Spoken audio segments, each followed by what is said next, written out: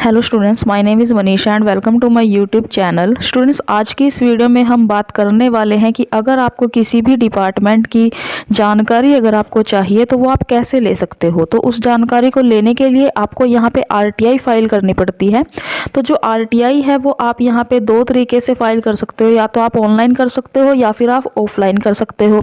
तो आज की इस वीडियो में मैं आपको सिखाऊंगी यहाँ पे कि आप ऑनलाइन आरटीआई कैसे फाइल करोगे। ठीक है, तो कंप्लीट प्रोसेस यहाँ पे स्टेप बाय स्टेप आपको दिखाने वाली हूँ। तो वीडियो आपके लिए काफ़ी ज़्यादा यूजफुल होने वाली है। वीडियो को आप एंड तक जरूर देखिएगा बिना स्किप किए हुए। तो चलिए वीडियो को स्टार्ट करते हैं। तो सबसे पहले यहाँ पे आरटीआई को फाइल करने के लिए आपको यहाँ पे अपने किसी भी एक ब्राउज़र को ओपन कर लेना और यहाँ पे आपको सर्च कर लेना है यहाँ पे आरटीआई। तो जैसे ही आप यहाँ पे आरटीआई लिखोगे तो यहाँ पे जो आपके पास फर्स्ट ही वेबसाइट आपको यहाँ पे देखने को मिलेगी, आप यहाँ पे देख सकते हो। हाँ जी, यहाँ पे आपको इस वाली वेबसाइट के ऊपर यहाँ पे क्लिक कर देना है। ठीक है, तो स्टूडेंट्स मोस्ट इंपॉर्टेंट टॉपिक है आपके लिए, आपको इसकी जानकारी जो है वो ज़रूर से होनी चाहिए। तो यहाँ पे हमारा जो आरटीआई का यहाँ पे ऑफिशियल पोर्टल है जो यहाँ पे वो ओपन हो चुका है। तो यहाँ पे आप देख सकते हो काफ़ी सारे ऑप्शन जो है आपको यहाँ पे देखने को मिलेंगे। सबसे पहले यहाँ पे होम का ऑप्शन है, फिर यहाँ पे सबमिट रिक्वेस्ट का है और सबमिट फर्स्ट अपील का है, व्यू स्टेटस का है, व्यू हिस्ट्री का है, यहाँ पे लॉगिन का ऑप्शन है, यूज़र मैनुअल है। ठीक है, और यहाँ पे काफ़ी सारे आपको ऑप्शन यहाँ पे दिखाई देने वाले हैं। तो यहाँ पे सबसे पहला जो ऑप्शन मैं आपको दिखाऊंगी कि आपको जब आरटीआई फाइल करना है तो उसके लिए आपको क्या करना है। तो उसके लिए यहाँ पे आपको सबसे पहले सबमिट रिक्वेस्ट वाले ऑप्शन पे क्लिक करना है।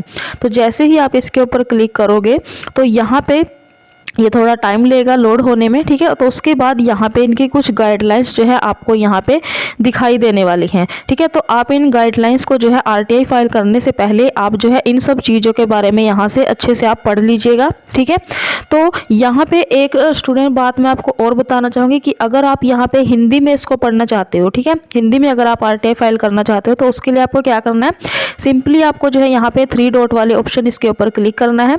तो जैसे ही आप इसके ऊपर क्लिक करोगे तो यहाँ पे नीचे की तरफ आपको एक ऑप्शन दिखाई देगा ट्रांसलेट का। ठीक है, ट्रांसलेट वाले ऑप्शन पे आपको यहाँ पे क्लिक करना है।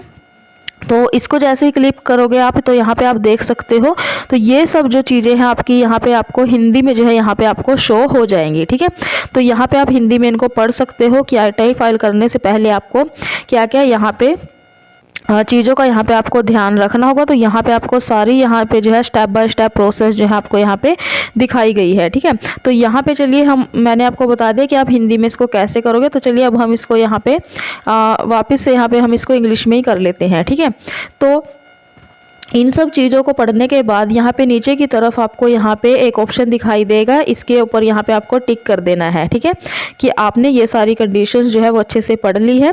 और उसके बाद यहाँ पे आपको सबमिट वाले ऑप्शन के ऊपर यहाँ पे क्लिक कर देना है। तो जैसे ही आप यहाँ पे सबमिट वाले ऑप्शन पे क्लिक करोगे तो यहाँ पे आपके पास जो है ये फॉर्म जो है आपका आरटीआई का जो फॉर्म है वो आपका यहाँ पे ओपन हो जाएगा।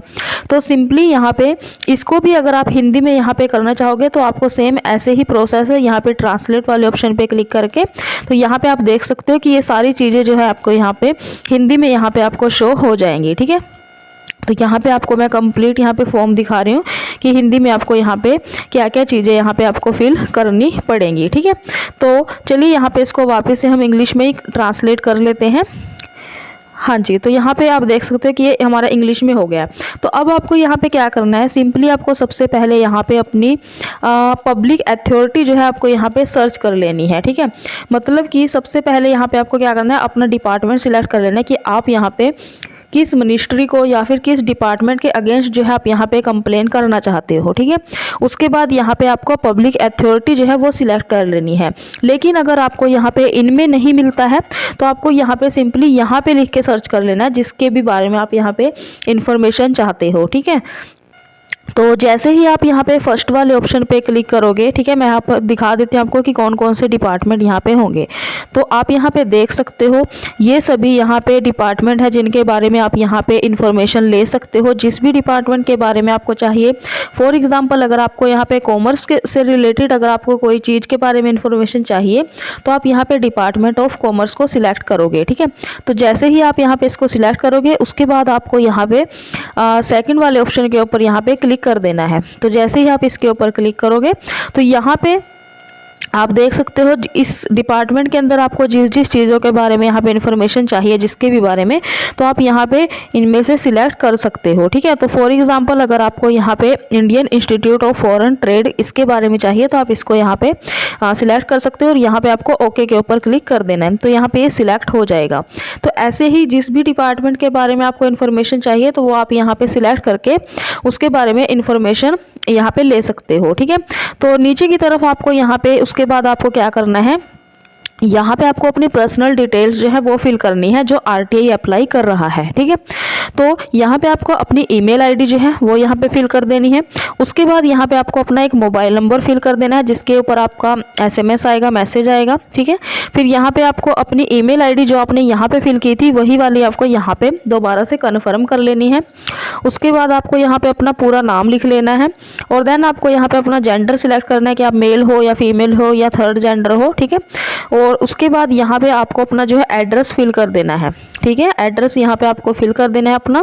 देन आपको यहाँ पे अपना पिन कोड जो है वो एंटर कर देना है और उसके बाद यहाँ पे आपको कंट्री अपनी सिलेक्ट कर लेनी है कि आप इंडिया से हो या फिर इंडिया के बाहर किसी और कंट्री से हो। ठीक है, उसके बाद आपको अपना स्टेट जो है वो सिलेक्ट कर लेना है। ठीक है, कि आप यहाँ पे किस स्टेट से हो, तो आप यहाँ पे देख सकते हो जिस भी स्टेट से हो आप यहाँ पे आपको सिलेक्ट कर लेना है। तो फॉर एग्जांपल अगर आप हरियाणा से हो तो आपको यहाँ पे हरियाणा सिलेक्ट कर लेना है। ठीक है, उसके बाद यहाँ पे आपको स्टेटस जो है अपना वो यहाँ पे सिलेक्ट करना है कि आप जो है रूरल से हो या फिर आप अर्बन से हो, मतलब कि आप शहरी क्षेत्र से हो या फिर ग्रामीण क्षेत्र से हो।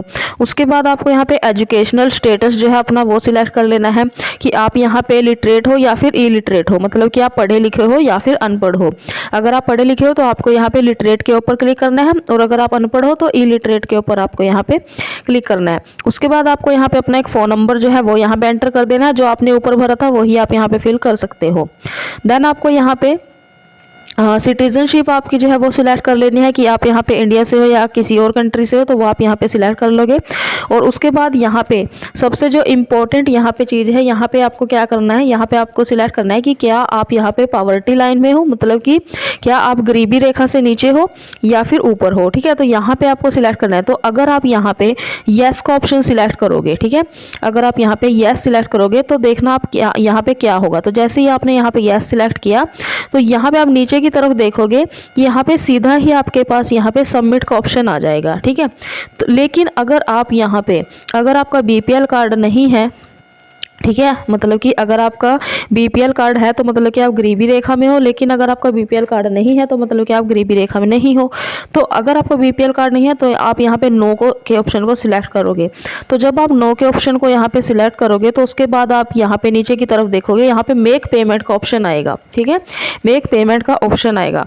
तो अगर आप गरीबी रेखा में नहीं हो, आपका बीपीएल कार्ड नहीं है, तो आपको यहाँ पे 10 रुपये की पेमेंट जो है वो करनी होगी। ठीक है, तो जैसे ही आप इस वाले ऑप्शन पे क्लिक करोगे, मेक पेमेंट के ऊपर क्लिक करोगे, तो आपके सामने यहाँ पे कुछ ऐसे ऑप्शन आपको दिखाई देंगे कि आप जो पेमेंट है वो आप यहाँ पे किस किस तरीके से, यहाँ पे कौन कौन से तरीके से आप यहाँ पे पेमेंट कर सकते हो। तो यहाँ पे आप देख सकते हो आपको यहाँ पे कुछ ऑप्शंस दिखाई देंगे। ठीक है, यहाँ पे आपको नेट बैंकिंग के थ्रू आप पेमेंट कर सकते हो 10 रुपये की, या फिर आप कार्ड के थ्रू कर सकते हो, डेबिट कार्ड हो गया, क्रेडिट कार्ड हो गया। ठीक है, या फिर आप यहाँ पे यूपीआई के थ्रू भी यहाँ पे आप पेमेंट कर सकते हो। तो अगर आपको पेमेंट करने का ऑप्शन आएगा तो आपको यहाँ पे इनमें से किसी एक ऑप्शन को सिलेक्ट करके आप यहाँ पे अपनी पेमेंट कर दोगे। ठीक है, तो जैसे ही आप यहाँ पे पेमेंट कर दोगे, ठीक है, तो ये पेमेंट जो है आपकी बाद में होगी। ठीक है, पहले आपको यहाँ पे क्या करना होगा, तो जैसे ही आप यहाँ पे अगर आपने यहाँ पे नो सिलेक्ट किया तो उसके बाद आपको यहाँ पे क्या करना होगा, अपनी जो आरटीआई एप्लीकेशन है वो आपको यहाँ पे लिखना होगा। मतलब कि जिस भी चीज़ के बारे में आप इंफॉर्मेशन चाहते हो वो यहाँ पे आपको लिखना होगा, टेक्स्ट आपको जो है यहाँ पे लिखना होगा। ठीक है, तो और उसके बाद यहाँ पे आप देख सकते हो ये फ़ीस भी इन्होंने यहाँ पे दिखाई गई है कि 10 रुपये की फ़ीस है। और जो आपकी आरटीआई आप एप्लीकेशन यहाँ पे टाइप करोगे, यहाँ पे इन्होंने दे रखा है कि 3000 करैक्टर्स जो है यहाँ पे होने चाहिए, इससे ज़्यादा आपके करैक्टर्स जो है आप यहाँ पे नहीं लिख सकते। ठीक है, तो यहाँ पे लिखने के बाद उसके बाद यहाँ पे इन्होंने क्या दिया है आगे कि आपको यहाँ पे नोट इन्होंने क्या दिया है कि do not upload Aadhaar card और पैन कार्ड और एनी अदर पर्सनल आइडेंटिफिकेशन। आपको यहाँ पे क्या करना है, आधार कार्ड और पैन कार्ड आपको अपना यहाँ पे अपलोड नहीं करना है, या फिर कोई भी और पर्सनल आइडेंटिटी है अगर आपकी, तो वो भी आपको यहाँ पे अपलोड नहीं करनी है। आप यहाँ पे बीपीएल का जो है यहाँ पे अपलोड जो है यहाँ पे कर सकते हो, ठीक है। उसके बाद यहाँ पे पीडीएफ जो फाइल है उसका आप यहाँ पे दे रखा है कि should be less than 12 alpha numeric characters only and should not contain any blank spaces. ये पीडीएफ के नाम के बारे में यहाँ पे दिया गया है कि क्या नाम आप उसका रखोगे, तो उसमें 12 जो है अल्फा न्यूमेरिक कैरेक्टर्स जो है आपके होने चाहिए, ठीक है, उससे कम ही होने चाहिए। उसके बाद यहाँ पे आपको सपोर्टिंग डॉक्यूमेंट यहाँ पे अपलोड करना होगा जो आपका 1 MB तक होगा, ठीक है, उससे ऊपर नहीं होगा।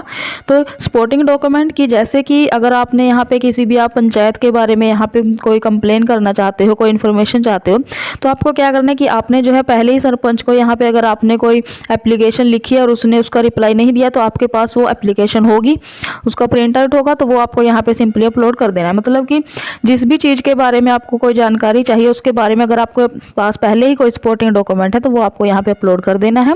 और सिंपली उसके बाद आपको यहाँ पे सिक्योरिटी कोड जो है, ये वाला जो सिक्योरिटी कोड है 3U7NG4, ये सेम आपको यहाँ पे ऐसे ही लिख देना है।